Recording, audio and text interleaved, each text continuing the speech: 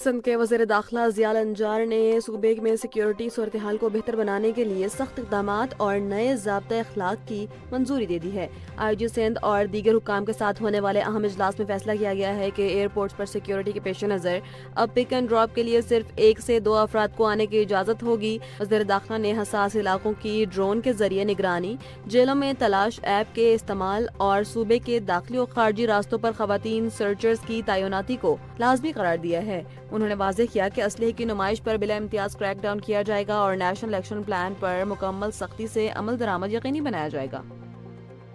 انسداد منشیات فورس نے تربت کے قریب ایک بڑی کارروائی کرتے ہوئے 2 گاڑیوں سے بھاری مقدار میں منشیات برآمد کر کے 2 ملزمان کو گرفتار کر لیا ہے۔ ترجمان ANF کے مطابق برآمد شدہ منشیات میں 76 کلو چرس، 4 کلو افیون اور 10 کلو آئس شامل ہے۔ گرفتار ملزمان کے خلاف انسداد منشیات ایکٹ کے تحت مقدمات درج کر لیے گئے ہیں اور اس نیٹ ورک کے دیگر کارندوں تک پہنچنے کے لیے مزید تحقیقات کا آغاز کر دیا گیا ہے۔ بھارتی وزیر اعظم نریندر مودی کے دورہ اسرائیل کے دوران تل ابیب میں بنجمن نیتن یاہو اور ان کی اہلیہ سارا نیتن یاہو نے ان کا پراتفاق استقبال کیا، جہاں ڈریس ڈپلومیسی کے دلچسپ مناظر دیکھنے کو ملے۔ سارا نیتن یاہو نے مودی کے ویسٹ کوٹ میں موجود زعفرانی رومال سے مماثلت رکھنے والا لباس زیب تن کر کے دونوں ممالک کے درمیان ہم آہنگی کا اظہار کیا، جسے نیتن یاہو نے خاص طور پر مودی کو دکھایا۔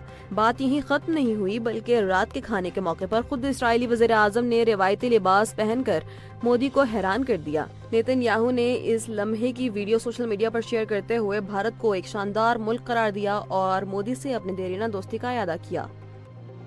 مائیکروسافٹ کے شریک بانی بل گیٹس نے اپنی 27 سالہ ازدواجی زندگی کے دوران 2 روسی خواتین سے غیر ازدواجی تعلقات کا اعتراف کرتے ہوئے بل اینڈ میلنڈا گیٹس فاؤنڈیشن کے عملے سے باقاعدہ معذرت کر لی ہے۔ یہ اعتراف ایک ٹاؤن ہال میٹنگ کے دوران کیا گیا، جہاں انہوں نے جیفری ایپسٹین کے ساتھ اپنے روابط پر بھی وضاحت پیش کی۔ بل گیٹس نے تسلیم کیا کہ وہ ایپسٹین کے نجی طیارے پر سفر کر چکے ہیں، تاہم انہوں نے کسی بھی غیر قانونی سرگرمی میں ملوث ہونے کی سختی سے تردید کی ہے۔ ان کا کہنا تھا کہ ایپسٹین سے تعلقات کی وجہ سے فاؤنڈیشن کی ساکھ کو جو نقصان پہنچا وہ اس پر نادم ہے۔ پاکستان کے مختلف اضلاع میں غیر قانونی طور پر مقیم افغان شہریوں کے خلاف بڑے پیمانے پر کریک ڈاؤن اور اسکریننگ کا عمل تیزی سے جاری ہے۔ سیکیورٹی حکام کے مطابق اسلام آباد، راولپنڈی، چکوال اور مری سمیت دیگر علاقوں میں حساس مقامات اور بازاروں کی جانچ پڑتال کی جا رہی ہے تاکہ رہائشی ریکارڈ اور شناختی دستاویزات کی تصدیق کی جا سکے۔ حالیہ کارروائیوں کے دوران 12 مزید غیر قانونی افغان باشندوں کو گرفتار کر لیا گیا ہے، جن کے خلاف کرایہ داری ایکٹ کے تحت مقدمات درج کر کے غیر قانونی اسلحہ بھی برآمد کر لیا گیا ہے۔ اس مشترکہ آپریشن میں پولیس، رینجرز، CTD اور انٹیلیجنس اداروں کے اہلکار حصہ لے رہے ہیں تاکہ امن و امان کی صورتحال کو یقینی بنایا جا سکے۔ ایران اور امریکہ کے درمیان کشیدگی کو کم کرنے کے لیے ایک اہم سفارتی پیش رفت سامنے آئی ہے، جس کے تحت ایرانی وزیر خارجہ عباس اراغچی مذاکرات کے تیسرے دور کے لیے جنیوا پہنچ گئے ہیں۔ عمان کی ثالثی سے ہونے والے ان مذاکرات میں ایرانی وفد کی قیادت عباس اراغچی کر رہے ہیں، جبکہ امریکہ کی جانب سے نمائندہ خصوصی اسٹیو وٹکوف اور جیرڈ کوشنر شریک ہیں۔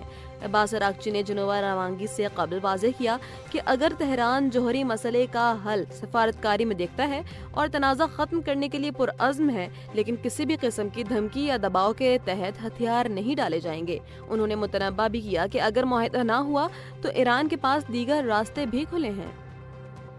گورنر سندھ کامران ٹیسوری نے کراچی میں جاری IT پروگرام کے دائرہ کار کو وسیع کرتے ہوئے طلباء کی تعداد 50,000 سے بڑھا کر 1 لاکھ کرنے کا بڑا اعلان کر دیا ہے۔ گورنر ہاؤس میں 7ویں افطار ڈنر کے موقع پر، جس میں خلیجی ممالک کے کونسل جنرلز نے بھی شرکت کی، انہوں نے نوجوانوں کے لیے لیپ ٹاپس اور موٹر بائکس کے کوٹے میں بھی نمایاں اضافے کا اعلان کیا ہے۔ اس تقریب کے دوران 6 پلاٹوں کی قراردادی بھی کی گئی۔ کامران ٹیسوری نے اپنے خطاب میں واضح کیا کہ عوامی فلاح کے منصوبے کسی سازش کا شکار نہیں ہوں گے اور سندھ میں رہنے والے تمام افراد کو برابر حقوق حاصل ہیں۔ اور T20 ورلڈ کپ 2026 کے سپر 8 مرحلے میں نیوزی لینڈ نے سری لنکا کو 61 رن سے شکست دے کر سیمی فائنل کی دوڑ سے باہر کر دیا ہے، جس کے باعث پاکستان کی مشکلات میں بھی اضافہ ہو گیا ہے۔ کولمبو میں کھیلے گئے میچ میں نیوزی لینڈ نے پہلے بیٹنگ کرتے ہوئے مچل سینٹنر اور میک کونچی کی شاندار شراکت داری کے بدولت 168 رنز بنائے۔ جواب میں Sri Lankan batting line turning wicket پر ریت کی دیوار ثابت ہوئی اور پوری ٹیم مقررہ اوورز میں صرف 107 رنز بنا سکی۔ راجن رویندرا نے تباہ کن بالنگ کرتے ہوئے 4 کھلاڑیوں کو آؤٹ کیا۔ اس نتیجے کے بعد پاکستان کے لیے سیمی فائنل تک رسائی اب محض اگر مگر اور دیگر ٹیموں کے نتائج پر منحصر ہو کر رہ گئی ہے۔